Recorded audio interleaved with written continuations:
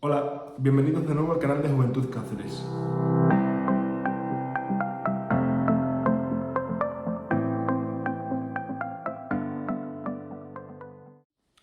En mi último vídeo sobre genealogía, os prometí hablaros sobre las curiosidades con las que me fui encontrando en mi propia investigación. Lo que os voy a contar a lo largo de los próximos minutos serviría como gancho fundamental para querer seguir profundizando aún más en el asunto.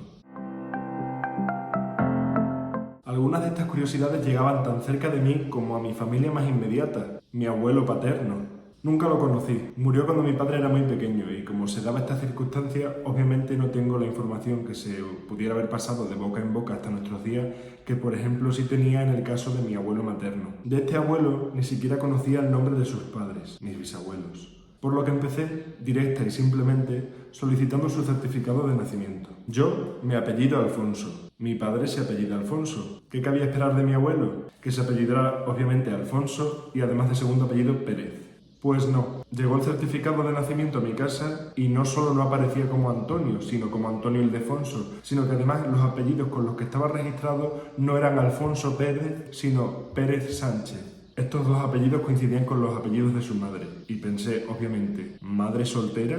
Indagando durante los meses siguientes sobre qué pasaba ahí e intentando averiguar en qué momento cambian sus apellidos legalmente a ser Alfonso y Pérez, descubrí a través del testamento de mi bisabuelo que no era madre soltera, sino la simple asistenta de una opulentísima casa de Badajoz en la que el señorito, entre comillas, se había quedado viudo. De acuerdo con las ideas de aquel entonces, al haber tenido a sus hijos, no solo a mi abuelo, sino también a sus hermanos y a su hermana, fuera del matrimonio, no había podido darle los apellidos del padre biológico. Una vez que mi bisabuelo se casa con mi bisabuela años más tarde, sí que los niños ya perciben los apellidos del padre.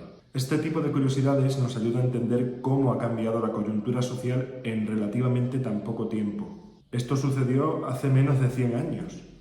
La segunda curiosidad que más me impactó tiene que ver con el nombre de mi madre. Mi abuelo siempre contaba que le puso a mi madre Isabel María por petición de su padre, mi bisabuelo. La historia llegó hasta mi generación como que había sido por una hermana de mi bisabuelo, muy guapa y que había muerto muy joven, que se llamaba así. Un día, buscando en los registros parroquiales, se presentó ante mí, sin estar yo buscándola específicamente a ella, su entrada bautismal. Había nacido en 1890. Al día siguiente me desplacé al registro civil para buscar su defunción en fechas que se correspondieran un poco con lo que es la descripción de había muerto joven, es decir, menos de 30 años. Tardé en encontrar la partida de defunción porque no había muerto joven, sino siendo una niña. La muerte había ocurrido en 1893, cuando tenía 3 años, a causa de difteria. Algo parecido ocurrió con el nombre de mi abuela cuarta, la madre de mi tatarabuela. En su certificado de defunción aparece registrada como Ramona, pero cuando buscaba su partida de bautismo no aparecía por ningún lado.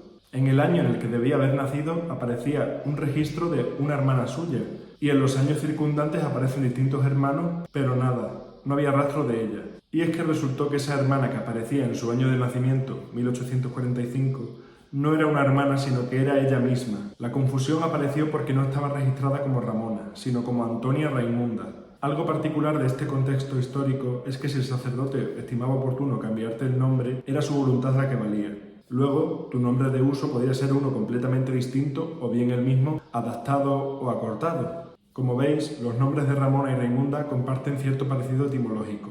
Esos son los 3 hechos más reseñables con los que me he topado en el transcurso de mi investigación. Pero, como sabéis, la genealogía es tu propia historia, que está siempre en constante movimiento y que, por supuesto, nunca dejará de sorprenderte. Muchísimas gracias por acompañarme. Nos vemos.